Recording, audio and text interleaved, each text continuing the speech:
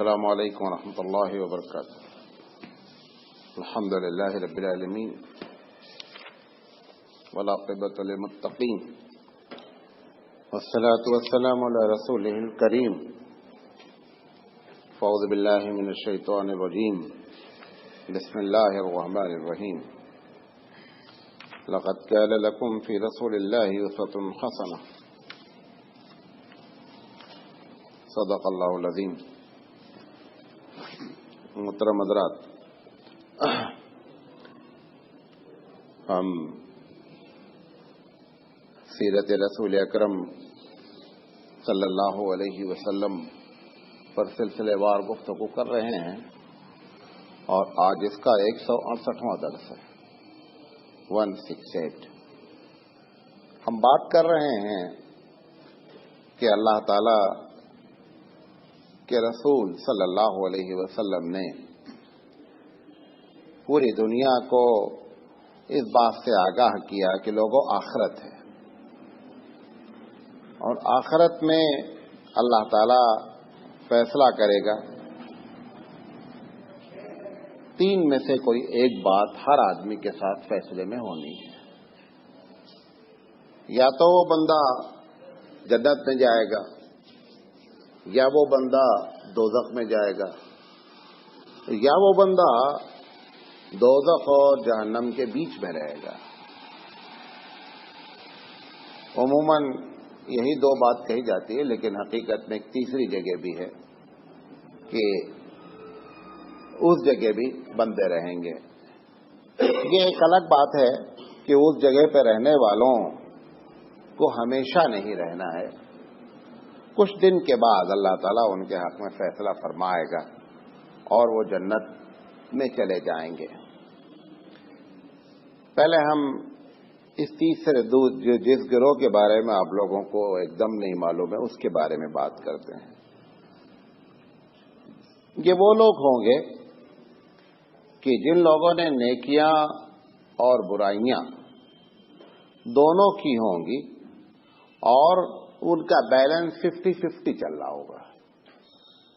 نہ وہ اتنا انہوں نے کیا ہے کہ جنت میں چلے جائیں اور نہ اتنی برائی ہوئی ہے کہ جہنم میں چلے جائیں.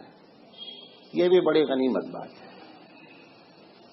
حضرت عمر رضی اللہ تعالی عنہ نے ایک مرتبہ دعا فرمائی کہ اللہ، اصل میں جب آخرت سوچ لیتا ہے آدمی اور آخرت کی ہولناکی سوچ لیتا ہے تو ہوش اڑ جاتے ہیں. حضرت عمر رضی اللہ تعالی عنہ نے ایک مرتبہ دعا فرمائی، اللہ میرا معاملہ برابر سرابر کر دے تو بھی میں سمجھوں گا کہ میں کامیاب ہوں. اگر میرا معاملہ برابر سرابر ہو جائے تو بھی میں سمجھوں گا کہ میں کامیاب ہوں. یہی نبی کریم صلی اللہ علیہ وسلم جن کے بارے میں ہم اہل سنت والجماعت کا عقیدہ ہے کہ پروردگار عالم نے جنت میں سب سے اونچا مقام پیارے حبیب کے لیے تیار کر رکھا ہے. وہ جب قیامت کے بارے میں سوچ لیتے تھے تو ہل جاتے تھے. ایک مرتبہ خطبہ دے رہے تھے. خطبہ دیتے دیتے آپ کے اوپر قیامت کی کیفیت طاری ہو گئی. آپ نے مجمع میں کہا کہ لوگوں، عجیب و غریب دن ہوگا. اگر میں نے کسی کے ساتھ کوئی زیادتی کی ہے تو میں اس کا بہت بڑا اپنا محسن مانوں گا کہ وہ زیادتی کا بدلہ وہ مجھ سے یہاں لے لے، وہاں چھوڑ دے. جو بھی ممکن ہے میں اس کے لیے تیار ہوں.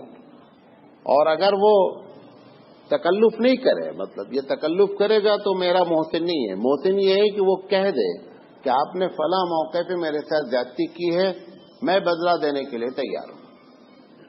یہ کون کہہ رہا ہے؟ یہ اللہ کے رسول کہہ رہے ہیں، جن کے بارے میں ہمارا عقیدہ ہے کہ جنت کی سب سے اونچی کیٹیگری ان کو کیا ہے؟ آلریڈی الاٹ ہے. ایک صحابی کھڑے ہوئے، انہوں نے کہا رسول میرا آپ کے اوپر ایک کلیم ہے. حضور صلی اللہ علیہ وسلم نے یہ نہیں، حالانکہ سید الانبیاء ہیں اور ایک چھوٹا سا مولوی اپنے خلاف کسی جملے کو برداشت نہیں کرتا. وہ سید الانبیاء ہیں. جب انہوں نے یہ جملہ کہا کہ صاحب میرا ایک کلیم ہے، تو حضور صلی اللہ علیہ وسلم نے بڑی خندہ پیشانی سے بڑے ہی خوش ہو کر کے ان سے کہا، فرمائی. انہوں نے کہا کہ ایک دن ایسا ہوا کہ میں جا رہا تھا اور آپ نے مجھے ایک لکڑی سے کھودا، لکڑی چبوئی مجھے. حالانکہ میں نے کوئی ایسی بات نہیں کی تھی. وہ جو لکڑی چبائی اس کا بدلہ میں چاہتا ہوں، یعنی وہ میرے ساتھ جاتی ہوئی ہے، لہذا وہ میرا بدلہ مل جاتا کہ قیامت میں معاملہ ٹھیک ہو. وہ دوسرا عالم نے ان سے کہا کہ آپ مجھ سے خدا کے واسطے وہ بدلہ لے لیجئے، لیکن قیامت میں مجھے چھوڑ دیجیے گا. آپ اندازہ کریں، پیسے کی کوئی بات نہیں ہے، پراپرٹی کی بات ایک چھوٹا سا معاملہ ہے، لیکن اللہ کے رسول صلی اللہ علیہ وسلم پر اس وقت وہ آخرت کی کیفیت سوار تھی. اللہ کے رسول نے ان کو بلایا، ممبر کے قریب بلایا اور بلا کر کے کہا کہ آپ لکڑی دکھا، لکڑی سے مجھے چبو دیجیے. انہوں نے کہا لیکن جب آپ نے مجھے چبوئی تھی نا تو میرے بدن پر کوئی کپڑا نہیں تھا، اور آپ کپڑا پہنے ہوئے ہیں تو برابر سرابر تو معاملہ ہوگا نہیں. حضور صلی اللہ علیہ وسلم نے ممبر کے اوپر سے اپنی قمیص اتار دی اور کہا کہ میں بغیر قمیص کے اب چبو لیجیے. حضور صلی اللہ علیہ وسلم نیچے اتر آئے. جب قمیص اتاری تو وہ صحابی نے حضور صلی اللہ علیہ وسلم کو پکڑ کے چھان لیا، معانقہ کرنے لگے، اور ان کے اللہ کے رسول کے دونوں مونڈھوں کے درمیان میں ایک مہر تھی جس کو ختم نبوت کی مہر کہا جاتا تھا، وہ انہوں نے اس کو چوم لیا، انہوں نے اس کو چوما. اب حضور اللہ کے رسول صلی اللہ علیہ وسلم بڑے پریشان کیے، بندہ تو بدلہ لینا چاہتا ہے، لکڑی تو اس نے ادھر پھینک دی اور اس نے جو ہے وہ معانقہ کر لیا اور ہم سے محبت جتانے لگا. تو انہوں نے کہا اللہ کے رسول میں آپ کی اس مہر نبوت کو چومنا چاہتا تھا، تو یہ ایک بہانہ مجھے ملا، میں گرچہ میں آپ سے کیا بدلہ لیتا ہوں لیکن یہ ایک بہانہ تھا. لیکن جب تک انہوں نے نہیں یہ بات بتائی تھی تب تک تو حضور کو یہی معلوم تھا کہ یہ لکڑی چبونا چاہتے ہیں. میں یہ بتانا چاہتا ہوں ہم سب کے لیے کہ ہم سب کو اپنی زندگی میں آخرت کا تصور مضبوطی کے ساتھ قائم کرنا چاہیے، اور یہی ایک وہ چیز ہے جو آپ کو مہذب بنا سکتی ہے. مہذب سے مراد کہ جو آخرت میں تہذیب کام آوے، جو آخرت میں مہذب ہو آدمی. دین کا جو اصل مقصد ہے وہ ہم کو مہذب بنانا ہے کہ ہم آخرت والے بن جائیں. بہرحال یہ جو تیسرا گروہ ہوگا جس کے بارے میں نے بتایا کہ یہ نہ جنت میں ہوگا اور نہ جہنم میں ہوگا، تو اس میں ایک گروہ تو وہ ہوگا جس کا بیلنس 50-50 چل رہا ہوگا. بعض لوگوں کی رائے ہے کہ اس میں وہ بچے کافر کے ہوں گے جو بالغ ہونے سے پہلے انتقال کر گئے ہیں، یہ وہ لوگ اس ایریے میں ہوں گے. اس ایریے کے بارے میں بعض حدیث سے معلوم ہوتا ہے کہ یہ ٹرانسپیرنٹ ایریا ہوگا. ٹرانسپیرنٹ سے مراد یہ ہے کہ ان کو دونوں سین نظر آ رہی ہوگی، ایک طرف جنت ایک طرف دوزخ، تو دوزخ کی بھی سین نظر آ رہی ہوگی، جنت کی بھی سین نظر آ رہی ہوگی، اس کے بیچ میں یہ لوگ ہوں گے. واللہ عالم بالصواب. تو یہ دو گروہوں کے بارے میں کہ دو لوگ وہاں ہوں گے. کافر کے بچوں کے بارے میں ایک دوسری بھی رائے ہے ہمارے علماء کرام کی کہ یہ جنت میں ہوں گے اور جنت میں یہ جنتیوں کی خدمت کر رہے ہوں گے. وہ ایئر کنڈیشن جو کمپارٹمنٹ ہوتا ہے تو اس میں جو رہتا ہے وہ بھی انجوائے کرتا ہے، گرمی تو اسے بھی نہیں لگتی. یہ ایک الگ بات ہے کہ وہ اس میں خدمت کرتا ہے، لیکن باہر کی گرمی سے کمپلیٹ کیا ہوتا ہے وہ بچا رہتا ہے. بہرحال یہ میرا ٹاپک نہیں ہے اس وقت کہ وہ بتانا چاہ رہا ہوں کہ یہ تیسرا گروہ ہے. ہم آج جس بارے میں بات آپ سے کھل کر کرنا چاہ رہے ہیں وہ یہ دوزخ ہے. دوزخ کے دو باتیں ہیں، ایک دوزخ میں جانے سے پہلے اور ایک دوزخ کے اندر. قرآن مجید نے دونوں کو بڑی تفصیل سے گفتگو کی ہے اور ایک ایک جزیات کو بیان کرنے کی کوشش کی ہے. حالانکہ جنرلی پروردگار عالم کا یہ اصول نہیں ہے کہ وہ کسی کے جز کو بیان کہ نماز پڑھو کہتا ہے، کسی جز کا ذکر نماز کا نہیں کرتا. پورے قرآن کریم میں نماز پڑھو اس کا ذکر ہے 25 جگہ، لیکن کہیں بھی کتنی رکعت ہے، کیسے پڑھا جائے گا، سجدہ سہو لازم کب ہوتا ہے، کسی جزیات پر گفتگو نہیں کرتا ہے، بلکہ ہمیشہ بیس پر اور اصول پر بات کرتا ہے۔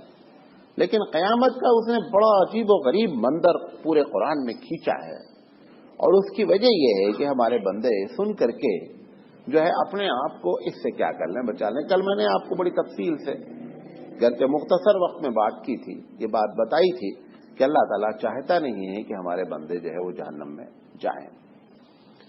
اب جب جہنم میں جب قیامت کا منظر ہوگا تو سب سے پہلا جو سور پھونکا جائے گا تو سارے لوگ اس میں انتقال کر جائیں گے۔ جب یہ پہلا سور پھونکا جائے گا تو کوئی بھی مسلمان اس زمین پر نہیں ہوگا۔ اس سے پہلے پروردگار عالم جو بھی اس زمین پر اللہ کو ماننے والا ہوگا اس کو پروردگار عالم حدیث میں آتا ہے کہ ایک عجیب قسم کا بخار چلے گا، اور وہ اس بخار کے ذریعے اس زمین پر جتنے لوگ ایسے لوگ ہوں گے جو اللہ کو مانتے ہیں ان کو پروردگار عالم اٹھا لے گا۔ اس کی وجہ یہ ہے کہ وہ نہیں چاہتا ہے کہ ہمارے مومن بندے قیامت کی ہولناکی سے دو چار ہوں۔ مومن کی بڑی عزت ہے اللہ کے نزدیک۔ قرآن مجید نے جہاں پر عزت کا ذکر کیا ہے کہ عزت تو اصل اللہ کے لیے ہے، پھر دوسرے نمبر پر اس نے کہا اگر عزت اللہ کے بعد کسی کی ہے تو رسول کے لیے ہے، اور پھر تیسرے نمبر پر اس نے کہا کہ رسول کے بعد اگر کسی کی عزت ہے تو مومن کی عزت ہے۔ اسی لیے مومن کو ستانا، مومن کو گالی دینا، مومن کو قتل کرنا، مومن کا مال لوٹنا، اللہ کے رسول صلی اللہ علیہ وسلم نے حجۃ الوداع میں بڑے واضح انداز میں فرمایا کہ اس شہر مکہ جو بڑا محترم ہے پوری دنیا میں، آپ نے فرمایا کہ اس محترم شہر سے بھی محترم مومن کی جان ہے۔ ہمارے یہاں فتویٰ ہے کہ اگر ایک آدمی کو گولی چلانا پڑ جائے کہ آپ بیت اللہ پر گولی چلائیں یا مومن پر، تو ہم بیت اللہ پہ گولی چلائیں گے، مومن پہ نہیں چلائیں گے۔ اگر کوئی آدمی کہے کہ میں تم کو شوٹ کر دوں گا جب تک کہ تم مومن پر گولی چلاؤ یا بیت اللہ پر گولی چلاؤ، تو ہم مومن پر گولی نہیں چلائیں گے، بیت اللہ پہ چلائیں گے۔ پروردگار عالم کے نزدیک مومن کی اتنی ویلو ہے۔ اللہ کے رسول فرمائے ان دماءکم واموالکم وعرضکم حرام علیکم کحرمت یومکم ھذا فی بلدکم ھذا فی شہرکم ھذا۔ آپ نے فرمایا کہ مومن کی جان، مومن کا مال، مومن کی عزت ایسے محترم ہے جیسے شہر مکہ محترم ہے، جیسے عرفہ کا دن محترم ہے، جیسے یہ مہینہ محترم ہے۔ اس طریقے سے آپ اندازہ کریں کہ جو ہم کسی مومن کی بے عزتی کرتے ہیں بہت بڑا گناہ ہوتا ہے۔ اگر ارادتاً کسی نے کسی مومن کی بے عزتی کی ہے، کسی بھی پلاننگ کے تحت کی ہے، ارادتاً کی ہے، غیبت کا عذاب تو ملے، لیکن مومن کی بے عزتی کا عذاب غیبت سے 1000 گنا بڑا ہوتا ہے۔ لہذا کبھی بھی کسی مومن کی عزت سے نہیں کھیلے۔ پروردگار عالم مومن کو اٹھا لے گا اس ہوا کے ذریعے کہ ہمارے مومن بندے کو اس قیامت کی ہولناکی سے بچ جائیں۔ بعض حدیثوں میں اس بخار کی کیفیت بھی ہے کہ وہ کیفیت یہ ہوگی کہ بغل میں ایک ٹائپ عجیب طرح کا پھوڑا نکلے گا۔ ایسے بخار آتے رہتے ہیں ہمارے ہاں دنیا میں کہ ہزاروں لوگ جو ہے وہ ختم ہو جاتے ہیں، بخار آ جاتا ہے عجیب طرح کا، کبھی کہتے ہیں کہ وہ گردن پکڑ لیا، فلاں پکڑ لیا۔ اس قسم کی کوئی ڈیسیز ہوگی جس کے ذریعے مومن کو پروردگار عالم اٹھا لے گا۔ اس کے بعد جو یہ سور پھونکا جائے گا تو سارے لوگ ختم ہو جائیں گے۔ پہلا سور پھونکنے کے بعد دوسرا سور جب سب پھونکا جائے گا تو سارے لوگ اٹھ جائیں گے۔ کہ پہلے سور اور دوسرے سور کے درمیان میں کتنے دن کا پیریڈ ہے یہ اللہ ہی جانتا ہے کہ کتنے دن کے بعد یہ دوسرا سور پھونکا جائے گا۔ جب یہ پھونکا جائے گا دوسرا سور تو ہر شخص اپنی جسمانی اور روحانی دونوں شکلوں کو مل کر، جیسے اس وقت ہم روح بھی ہمارے اندر موجود ہے اور جسم بھی موجود ہے، ان دونوں کیفیت کی طرح ہی وہ کیفیت ہوگی اور بندہ جو ہے وہ اس میں اٹھے گا۔ بعض لوگوں کا تو کہنا یہ ہے، حدیث سے دلیل بھی دیتے ہیں کہ وہ جسم جس کو ہم نے گلا اور سڑا مان لیا ہے وہی جسم کو پھر پروردگار عالم کیا کرے گا، دوبارہ اس میں روح ڈالے گا. اور یقینی بات ہے اگر ایک آرٹسٹ ایک انجینئر کوئی ڈیزائن کرتا ہے, پہلی مرتبہ اگر اس نے ایک ڈیزائن اپنے دماغ سے کی ہے, سیکنڈ ٹائم اور تھرڈ ٹائم اس کے لیے وہ ڈیزائن اس سے زیادہ آسان ہے, وہ اس کو آسانی سے بنا سکتا ہے. اگر پروردگار عالم نے پہلی مرتبہ ہماری تخلیق کی اور تخلیق کرنے میں ہم سے کوئی مشورہ نہیں لیا, تخلیق کرنے میں ہم سے کوئی مدد نہیں لی, تخلیق کرنے میں کسی بھی آدمی کا ذرہ برابر کوئی دخل نہیں ہے, اگر وہ پہلی مرتبہ ایسے بنا سکتا ہے تو دوبارہ مور ایزی ہے, اس سے زیادہ آسان بات ہے. تو یہ لاجک بھی قرآن مجید میں دی ہے کئی جگہ پر کہ اگر میں نے پہلی مرتبہ بنایا ہے تو میرے لیے آپ دوبارہ شک تو پہلی مرتبہ میں آپ کو کرنا چاہیے تھا کہ پہلی مرتبہ اللہ نے وہ کیمیکل کہاں سے اکٹھا کیے, یہ کمپوز کہاں سے اکٹھا کیے, زمین سے نکلنے والے مادے اکٹھا کر کے اس کو ایسی شکل میں بنا دیا. جب اس میں اس نے کسی کی مدد نہیں لی تو دوبارہ اس کے لیے تو اب تو ماڈل موجود ہے, بنانا اس کے لیے. قرآن مجید نے کہا ہے کہ ہم ایسا اٹھائیں گے جیسے انگلی کی ایک ایک پور کے نشان ہوتے ہیں, ان کو سمیت ہم اٹھائیں گے. تو یہ دوسرے سور پھونکنے کے بعد اٹھیں گے, ہر آدمی مادرزاد ننگا ہوگا. حضرت عائشہ صدیقہ رضی اللہ عنہا نے فرمایا اللہ کے رسول یہ تو بڑی شرم کی بات ہے,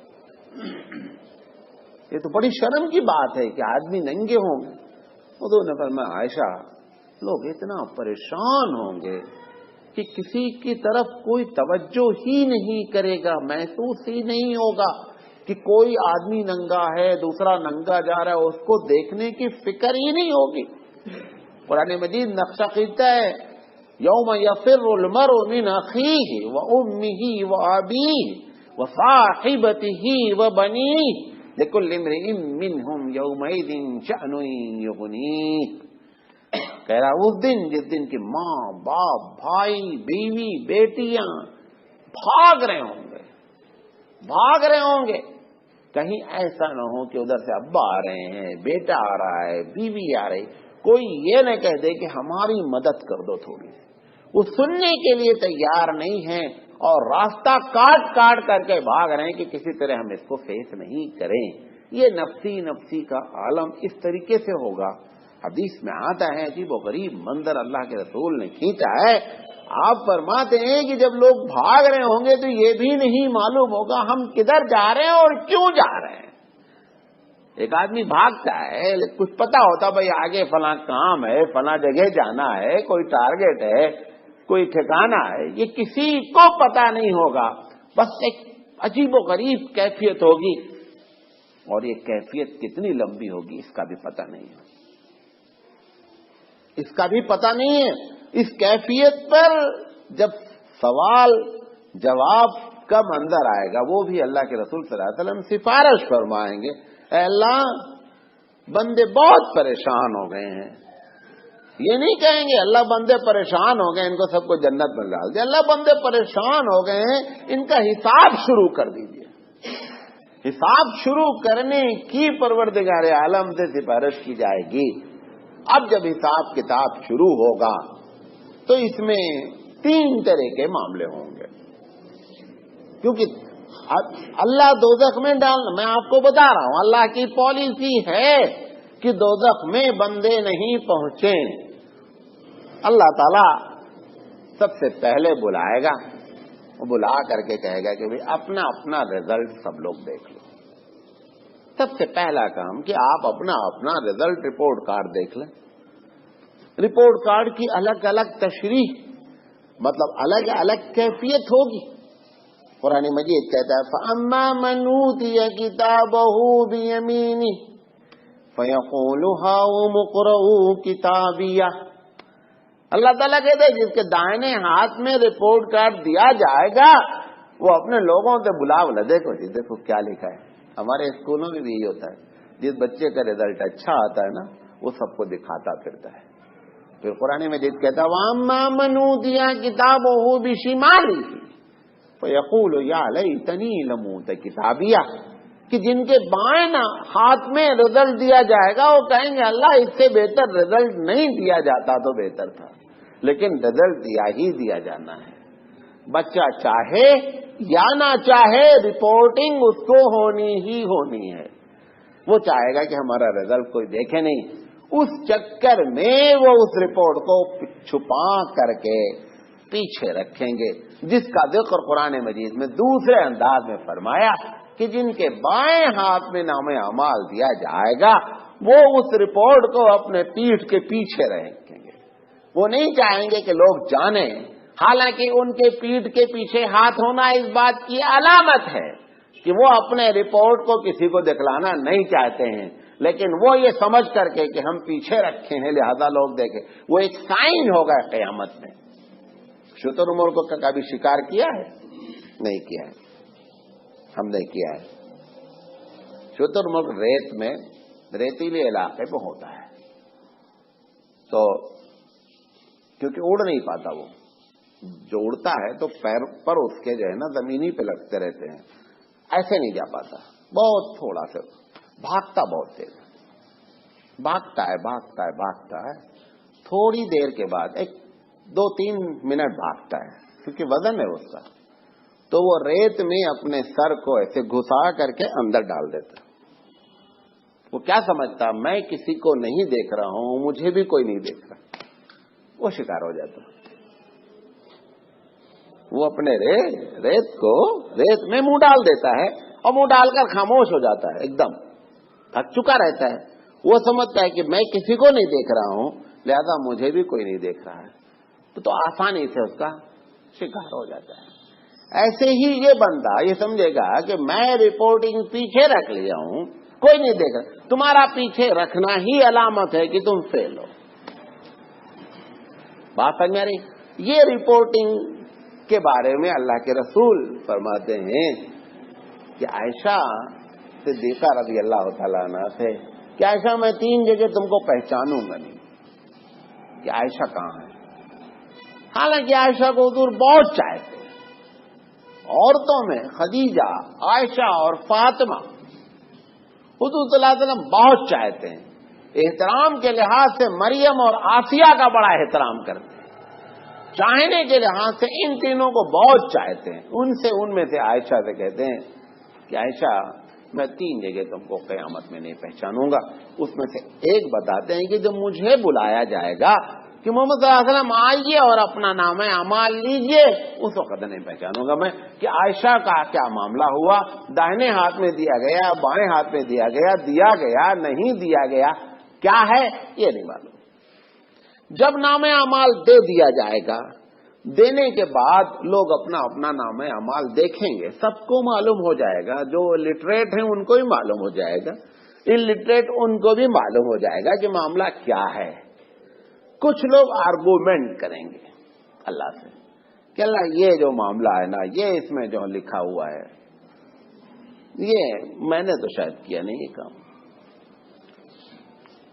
پہلے جب ہم لوگ پڑھتے تھے، اب تو خیر کافی ایڈوانس ہو گئے، ٹیچر جو ہے نا وہ کاپی نہیں دکھلاتا تھا، بتا دیا تمہارا نمبر 25 ہے.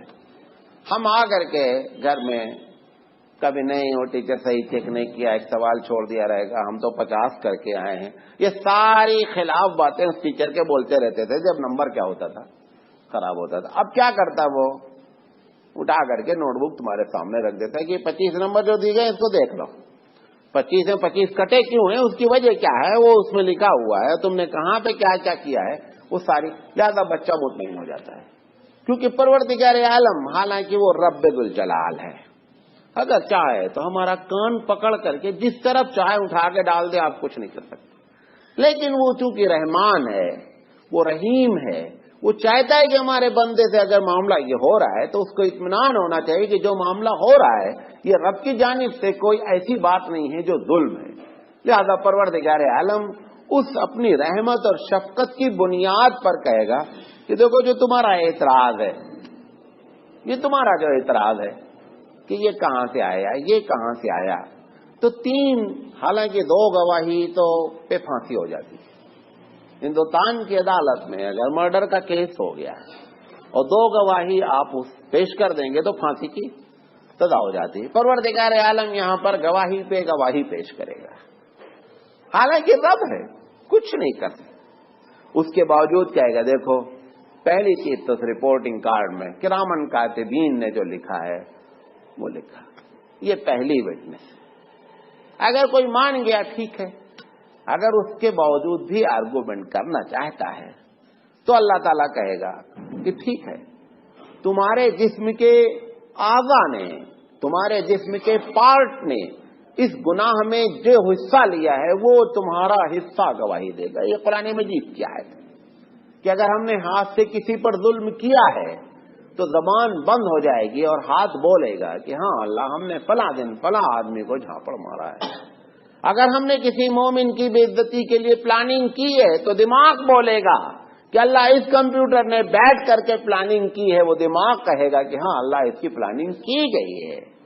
جسم کے اعضاء اس کے خلاف بات کریں گے. تو قرآن مجید کہتا ہے وہ پوچھے گا اس سے کہ تم تو میرے حصے ہو، میرے ہی اینٹی تم جا رہے ہو، میرے خلاف بول رہے ہو، زبان بند ہے اور تم بول رہے ہو.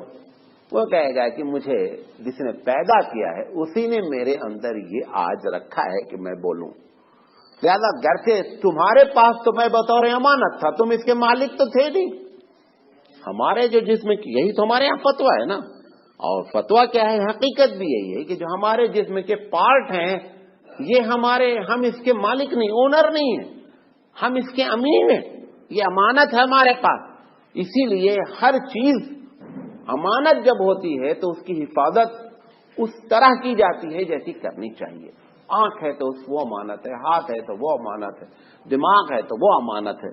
لہذا آپ اس کو کسی کو گفٹ بھی نہیں کر سکتے. یہ ہے کہ اس کو گفٹ کرنے کے سلسلے میں بات بنا کی گئی ہے.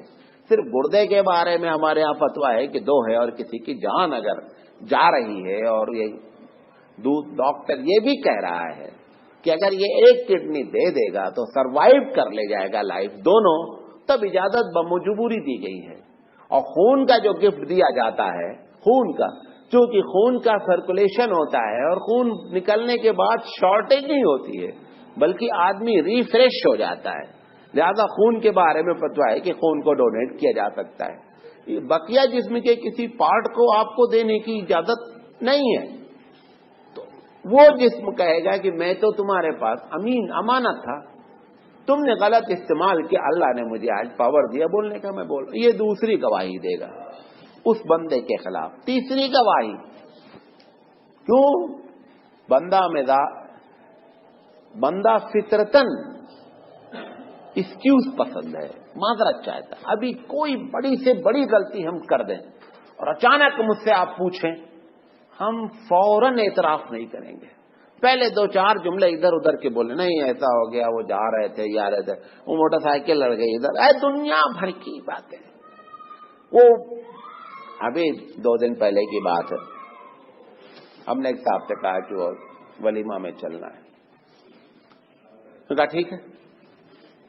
ہم نے کہا اب یہ جو ٹائم ہو رہا ہے، نماز ہم لوگوں کو کہیں نہیں ملے گی، تو پہلے نماز پڑھ لی جائے اور پھر چلا جائے.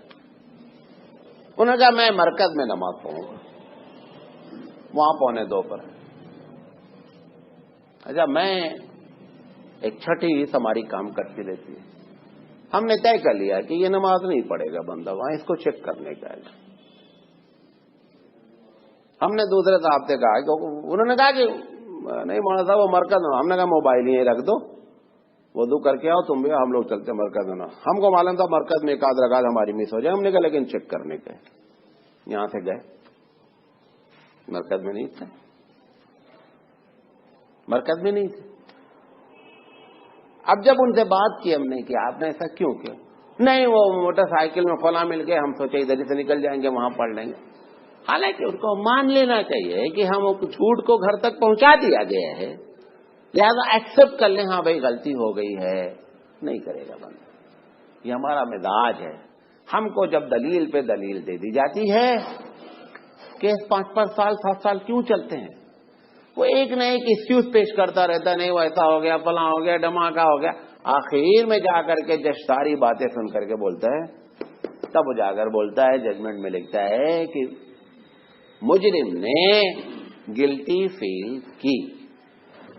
رب ذوالجلال تو دلوں کے بھیدوں کو جانتا، وہ سیکنڈوں میں کر سکتا ہے. وہ سارے تیسرے فیصلے کہتا ہے اچھا ٹھیک ہے، تیسری گواہی، جس زمین پر تم نے غلطی کی ہے وہ زمین تمہارے خلاف فیصلہ دے گی اور کہے گی کہ اللہ فلاں دن اس نے جو گالی دی تھی وہ فلاں محلے میں کھڑے ہو کر کے فلاں جگہ پر گالی دی تھی، وہ زمین کا حصہ اس کے خلاف گواہی دے گا۔ نیکی میں بھی یہی ہے، نیکی بھی زمینیں دیں گی، گواہیاں دیں گی۔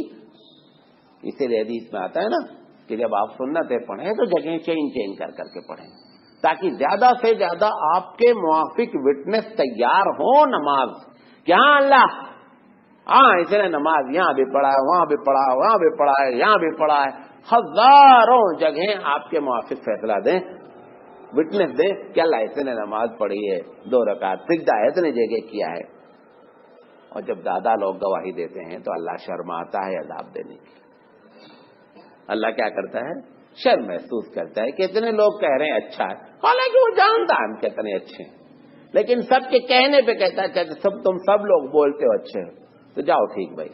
اس لیے حدیث میں آتا ہے کہ اگر کسی کی نماز جنازہ میں 40 مومن اکٹھا ہیں اور ان کے زبان سے یہ نکلتا ہے کہ یار بڑا اچھا نیک بندہ تھا،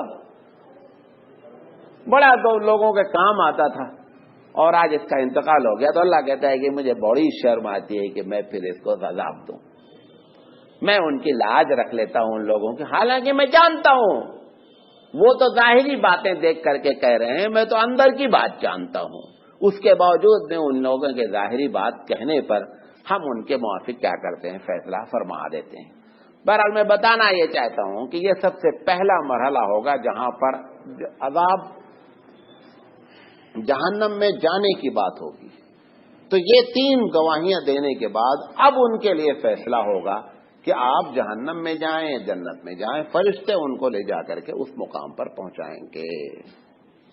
اچھا، یہ جب چیکنگ ہوتی رہے گی تو حدیث میں بڑی عجیب عجیب باتیں آئیں گی چیکنگ کے ٹائم پر۔ بعض لوگ کہیں گے یار ہم تو سمجھے تھے یہ چھوٹے چھوٹے چلر چیزیں کہاں یاد رہیں گی، 1000 10,000 ہوتا نا کہ ہم مریں گے 20-25 ہزار سال بعد قیامت آئے گی، وہ ہم نے جو وہاں پر ایک آدمی کو گالی دی تھی وہ کہاں ریکارڈ میں آئے گی؟ وہ جب دیکھیں گے کہے گا مالی ھذا الکتاب لا یغادر صغیرۃ ولا کبیرۃ الا احصاها، ارے یار یہ عجیب رپورٹ کارڈ ہے۔ کہے گا اللہ کے سامنے اللہ عجیب رپورٹ کارڈ ہے، اس نے تو ایک ایک چیز کو ریکارڈ کر رکھا ہے، کوئی چیز بھی چھوڑی ہی نہیں ہے اس کے اندر۔ پروردگار عالم اس قسم کے معاملے بھی سنے گا۔